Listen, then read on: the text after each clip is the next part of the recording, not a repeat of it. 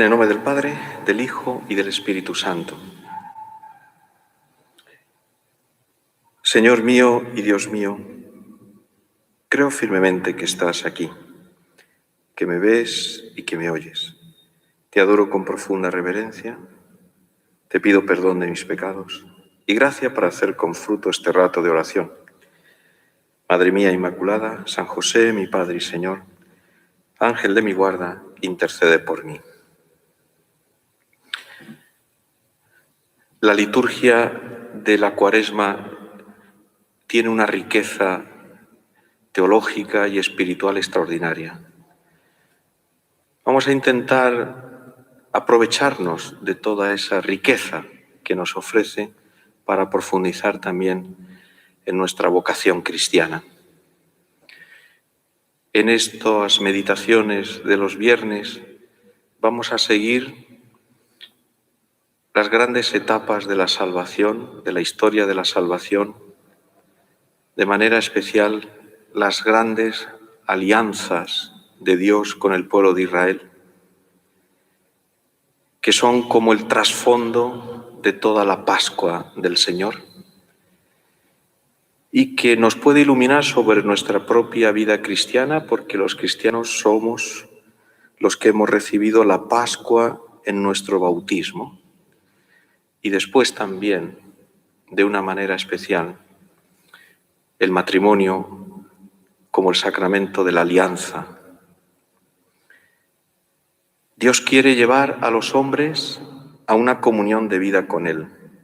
Esta es la idea fundamental que está detrás del concepto de alianza. El concepto de alianza es fundamental en la Biblia. La Sagrada Escritura, la revelación de Dios, se entiende desde esta clave fundamental de la alianza. Dios ha querido hacer una alianza con su pueblo.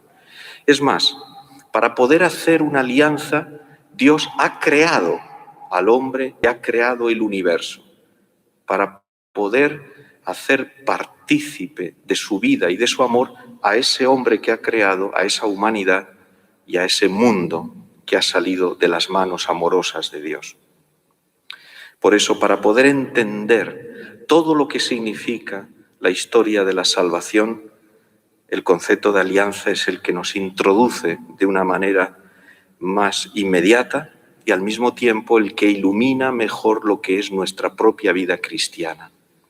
Todo lo que significa el ser bautizado, todo lo que significa la realidad de Cristo en nuestra vida, la relación de cada uno de nosotros con Cristo, todo lo que significa el misterio y el sentido de la Iglesia, todo lo que significan los sacramentos, se iluminan, tiene sentido gracias al concepto de alianza.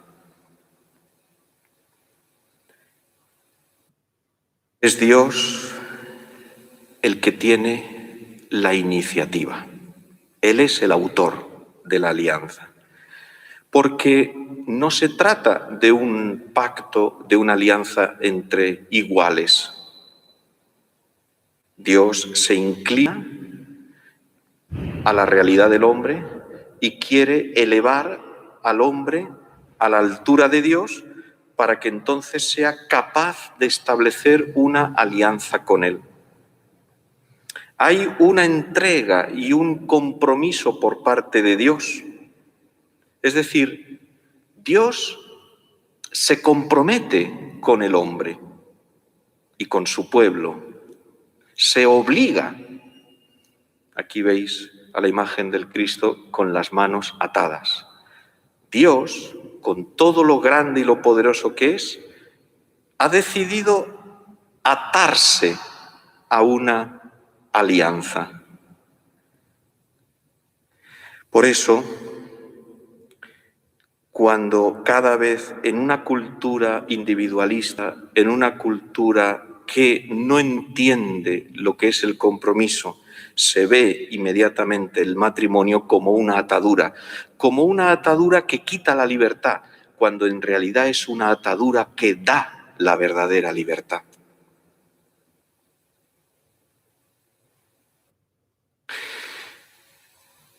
Se cuenta de Ulises, que después de estar muchos años fuera de su hogar, mientras su esposa Penélope lo esperaba en el hogar familiar, inició el viaje de regreso. Y cuando estaban navegando por unas aguas peligrosas, atravesaron una zona que eran conocidas porque allí había, en esa zona, en esas aguas, unas criaturas misteriosas que eran las sirenas, que con el canto embelesaban y atormentaban al mismo tiempo y quitaban el sentido a los marineros, atrayéndoles hacia unas aguas de muerte, donde se hundían. Y Ulises, conociendo el peligro de esas voces, de esos cantos de sirena, le pidió a sus compañeros de viaje que lo ataran al timón y que a pesar de que les pidiera a gritos que lo desataran, no lo hicieran. Esa imagen de Ulises atado al timón de su barca que iba en dirección hacia su esposa Ulises es una imagen preciosa del matrimonio. Bendita atadura. Es lo que Dios hace entonces en la alianza. Se compromete, se obliga. Y al mismo tiempo, ese compromiso de Dios lleva consigo una correspondencia por parte del hombre. El hombre entonces encuentra el sentido de su vida en ese deseo de corresponder a la entrega de Dios, de entregarse a Dios como respuesta a la entrega que antes ha hecho Dios.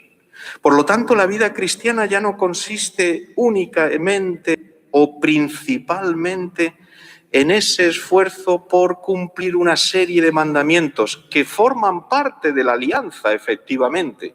Los veremos más adelante. La alianza del Sinaí. La vida cristiana, antes que el cumplimiento de esos mandamientos, está el amor de Dios que se te entrega como Dios, que se te da y que entonces hace posible tu respuesta de amor en el cumplimiento de los mandamientos. Por eso dirá Jesús después en la última cena: si me amáis, cumpliréis mis mandamientos. La historia de la salvación, si la miramos desde el Génesis hasta el Apocalipsis o hasta la llegada de Cristo, la historia de la salvación es sorprendente porque se caracteriza por una historia de continua infidelidad del hombre a ese pacto de amor con Dios. Es sorprendente.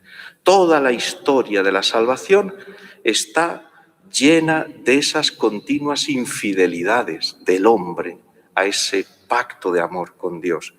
Pero lo importante y lo definitivo no es la infidelidad del hombre, porque toda la historia de la salvación se caracteriza por la fidelidad continua y constante de Dios a esa alianza de amor.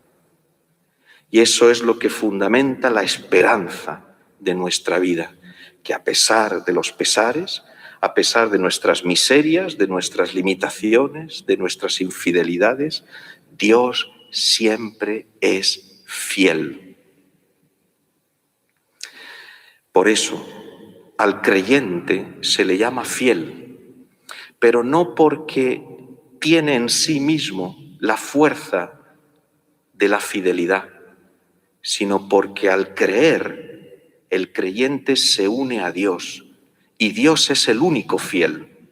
Y por lo tanto, el creyente se hace fiel en la fidelidad de Dios, en el amor de Dios. Esta fidelidad de Dios a la alianza es lo que explica esa constante renovación de la alianza a lo largo de la historia de la salvación, cada vez más perfecta, una alianza cada vez más perfecta, en la que el hombre pueda ser ya fiel definitivamente. No solamente se trata de una alianza perfecta en el sentido de que lo que Dios nos manda cada vez es más alto, más exigente, más grande, sino que la alianza cada vez va transformando al hombre para que pueda ser fiel a ese pacto de amor. Por eso toda la historia de la salvación aparece como un continuo camino hacia esa alianza definitiva, la última, la verdadera, la auténtica, que es la de Cristo en la cruz. Concepto de alianza, por lo tanto, de relacionarse con nosotros y al mismo tiempo ilumina toda nuestra vida cristiana. Tenemos que aprender a vernos como cristianos inmersos en esta alianza de amor con Dios. Y este es también uno de los grandes problemas y de las dificultades que viven tantos en su matrimonio. El dejar de verse como parte de una alianza de amor, fruto de ese individualismo terrible, estéril, que aísla, solitario. Tanta gente se ve no como parte de una alianza de amor con otra persona, sino como un individuo que está con otra persona y que puede estar con otra persona después y que puede estar con otra persona más adelante. Cuando entras en la alianza de amor, tu persona cambia y cambia por esa persona, por la alianza con esa persona. De tal manera que a partir de ese momento ya no eres tú solo, tú mismo, como un individuo aislado, como un individuo que convive con otra persona, que pasa el tiempo con otra persona, sino que es alguien que ha sido transformado por esa alianza y entonces empieza a aprender a ver su vida como un nosotros y ya no más como un yo.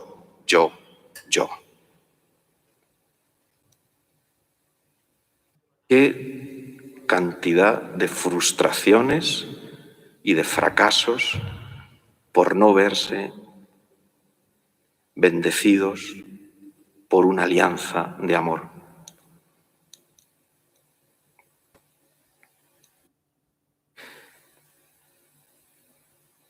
El domingo, el primer domingo de Cuaresma, la primera lectura nos presenta la alianza de Dios con Noé. Esta alianza de Dios con Noé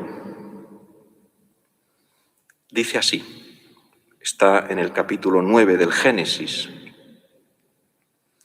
Dios dijo a Noé y a sus hijos: yo establezco mi alianza con vosotros y con vuestros descendientes, con todos los animales que os acompañan, aves, ganados y fieras, con todos los que salieron del arca y ahora viven en la tierra.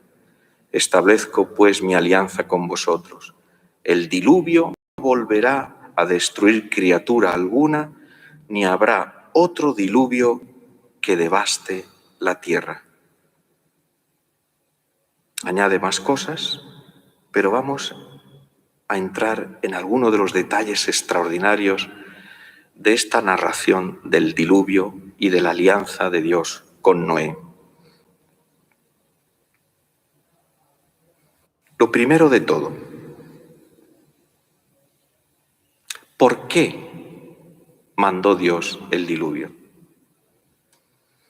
Dice así en el capítulo 6, al ver el Señor que la maldad del hombre crecía sobre la tierra y que todos los pensamientos de su corazón tienden siempre y únicamente al mal, el Señor se arrepintió de haber creado al hombre en la tierra y le pesó de corazón. Es terrible esta página. O sea, Dios se arrepiente de haber creado al hombre. O sea, a ese hombre que cuando Dios lo creó dijo que era muy bueno todo lo que había hecho. Vio Dios todo lo que había hecho y era muy bueno. Pasó una tarde, pasó una mañana, el día sexto. Es decir, Dios creó al hombre el día sexto de la semana, el viernes. Precisamente el viernes, el día en que Cristo murió en la cruz, dando origen a una humanidad nueva, ya no a una humanidad egoísta que solo piensa en sí mismo, no una humanidad que desobedece a Dios, que construye su vida de espaldas a Dios, sino una humanidad. Cristo es la humanidad que vive para Dios y por Dios. Es la humanidad nueva. Es decir, cuando Dios creó al hombre al día sexto de la semana, Dios tenía en su mente a Cristo. Él es la imagen, Él es el modelo. Él es lo que en el corazón de Dios y en la mente de Dios estaba cuando decidió crear al hombre. Por eso en el día sexto lo creó, porque es el día en que Cristo se entregó por amor para crear esa humanidad nueva, que obedezca a Dios, es decir, que esté en armonía con Dios, que construya su vida ya no más de espaldas a Dios. Y por eso Cristo en el día sexto hizo que Dios no se arrepintiera ya nunca más de haber creado al hombre. A partir de aquel día, a partir de aquel viernes, Dios ya no se arrepintió nunca más y no le pesó en el corazón de haber creado al hombre.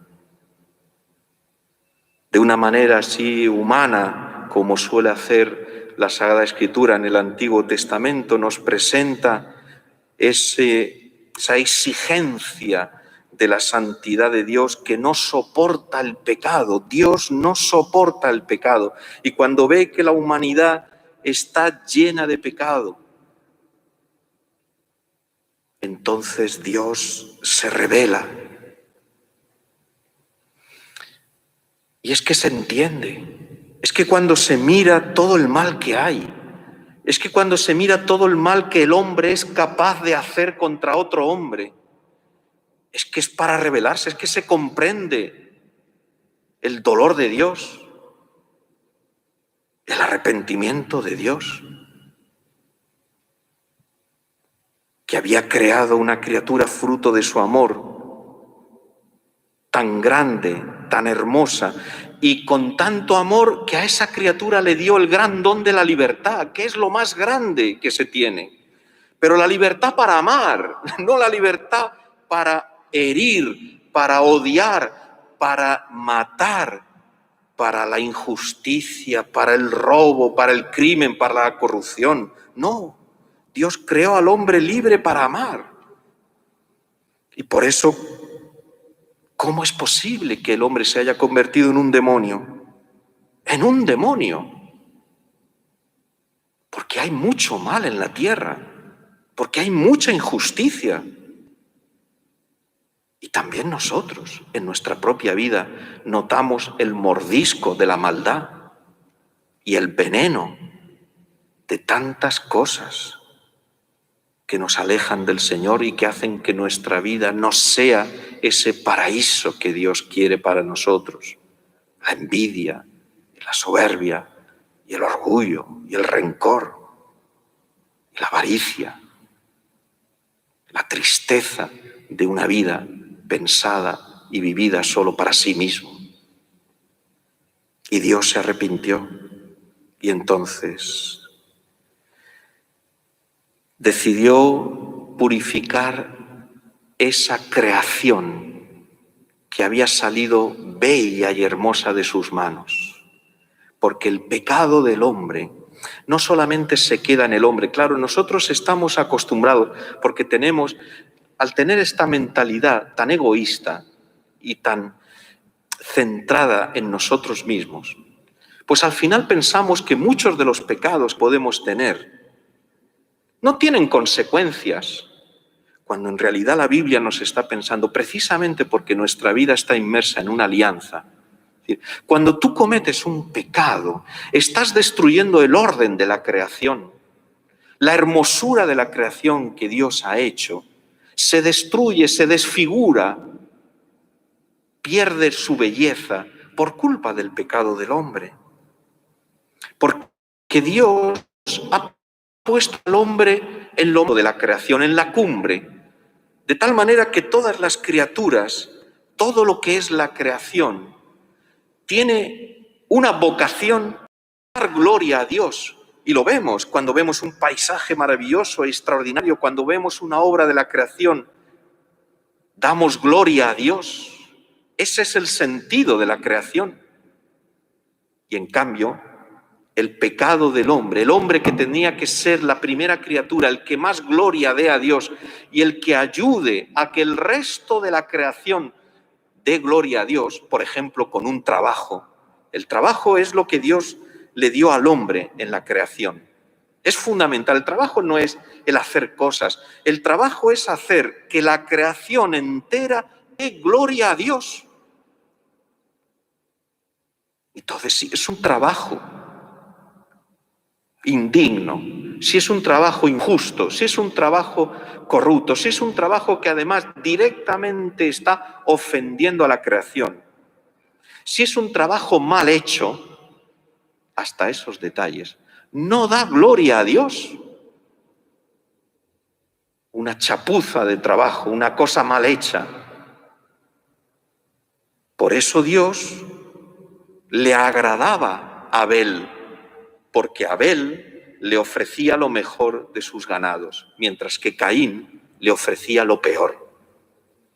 Es el no vivir según la vocación de Dios, para dar gloria a Dios con tu trabajo. Y por eso, la cosa terrible que aparece en la Biblia, en el relato del diluvio, es que Dios decide purificar toda la creación, no solo al hombre, que es el que comete la maldad, sino también a todos los animales, a toda la creación. La pone a prueba, la somete a esa prueba de purificación que es el diluvio. Sin embargo, hay un principio de esperanza, un anuncio de salvación, y es que Noé obtuvo el favor de Dios. Y esto es grande, porque a pesar de que Dios se arrepintió de haber creado al hombre y lo amenazó con exterminarlo, Dios nunca aniquila la obra de la creación. Dios es fiel a esa primera alianza que fue la de creación, no la de Noé. La primera alianza de Dios fue la creación y Dios es fiel. Sí, la va a purificar, ciertamente, y una purificación realmente exigente y radical, pero Dios nunca reniega de su creación. Y esto es una fuente de esperanza. En el fondo, siempre Dios nos quiere y nos ama. En el capítulo 6 también se cuenta la construcción del arca. Y esto es extraordinario. Dice así, si puedo leerlo porque ya estoy muy mayor y ya no leo bien. Yo voy a enviar el diluvio a la tierra para exterminar toda criatura viviente bajo el cielo. Todo cuanto existe en la tierra perecerá. Pero yo estableceré mi alianza contigo, le dice a Noé. Y entrarás en el arca con tu mujer, tus hijos y sus mujeres. Meterás también en el arca una pareja de cada criatura viviente, macho y hembra, para que conserve la vida contigo. Es bueno esto, es importante. Los animales son asociados al hombre, tanto en la pena como en la salvación.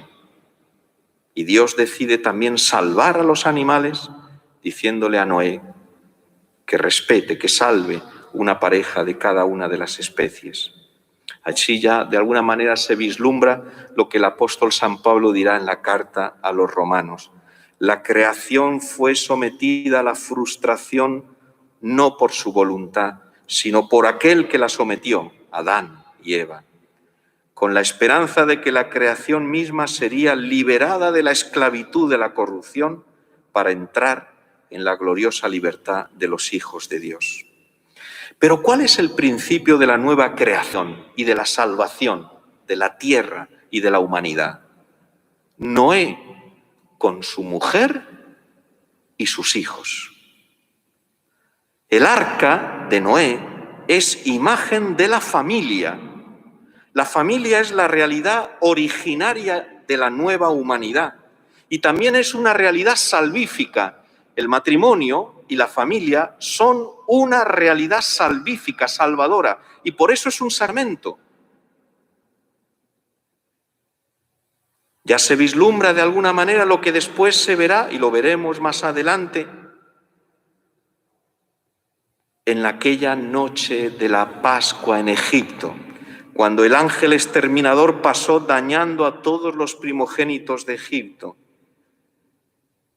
mientras que los hebreos permanecieron en sus casas, poniendo en la puerta de sus casas una señal con la sangre del Cordero, imagen de la sangre de Cristo, que es la que nos protege y la que nos salva. Pero la salvación es en las casas, la salvación es en la familia.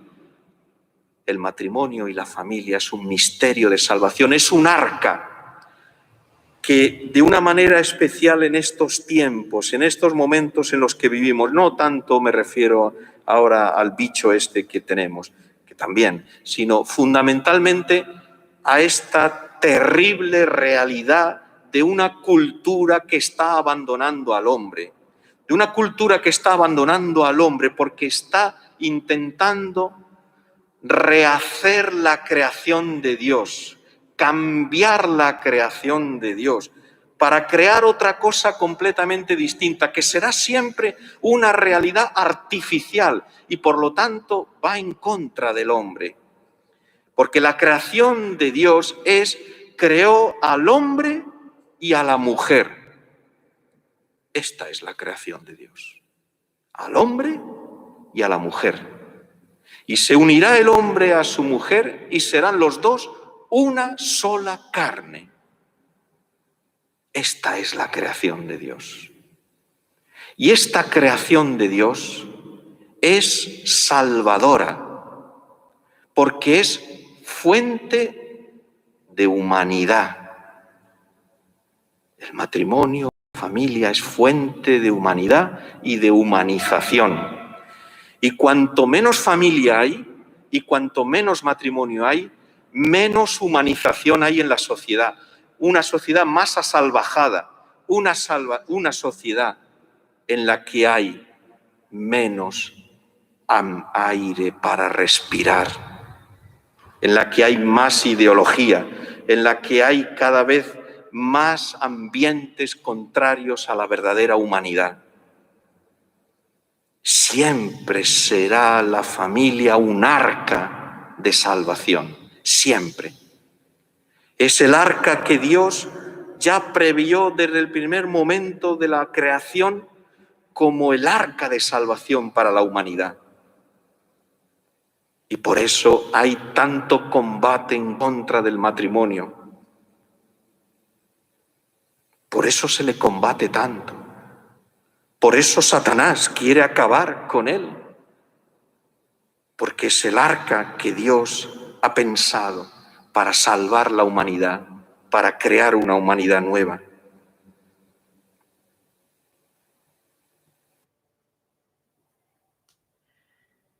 Ya me he pasado. En el diluvio tenemos la imagen de los 40 días y 40 noches, es decir, la Cuaresma, 40 días y 40 noches de Cristo en el desierto, 40 años del pueblo de Israel en el desierto, los 40 días de Moisés en el monte Sinaí antes de recibir las tablas de la ley. 40 días es un tiempo de purificación, un tiempo de prueba, que no es un tiempo de dolor sin esperanza, todo lo contrario, es un tiempo de crecimiento, es un tiempo de gracia, de maduración en la fe, de crecimiento en el amor de Dios. Y tenemos en el diluvio también el agua purificadora, que de alguna manera evoca también esa agua primordial que está en el libro del Génesis, de la que Dios, de esas aguas informes, Dios creó todo. El agua como fuente de una nueva creación y también el agua del diluvio como imagen del bautismo que purificará nuestros pecados. Porque ya lo ha dicho Dios, no volveré a castigar a la humanidad exterminándola, sino que ahora solamente habrá una muerte purificadora, definitiva, la única, la de Cristo. Será la única muerte, no la nuestra, la de Cristo. Y habrá un agua que ya no hará daño, sino que dará la vida, y esa agua es la del bautismo. Y esas aguas del bautismo tienen que regar toda la tierra, tienen que empapar y fecundar toda la tierra, porque el agua del bautismo es fecunda, el agua del bautismo da vida. Allí donde llega el agua del bautismo, todo lo regenera, todo lo da, todo para una vida extraordinaria. Otro de los sacramentos que también son combatidos, como todos los demás, por supuesto. Claro, es también el bautismo. No hace falta bautizar. ¿No? Bien. El agua del bautismo engendra una nueva vida, a la esperanza de una nueva humanidad. Hay, junto al agua del bautismo, hay también otra agua que es muy buena, es muy importante y muy necesaria, y que ahora en este tiempo de Cuaresma tenemos que pedirle a Dios que nos la conceda, el agua de las lágrimas de conversión. Si el Señor lo concede, pero necesitamos purificar nuestra vida, también con la conversión. La conversión es como un nuevo bautismo, como un comenzar de nuevo, una nueva criatura. Dejar de ser lo que se era para empezar a ser lo que Dios quiere que tú seas.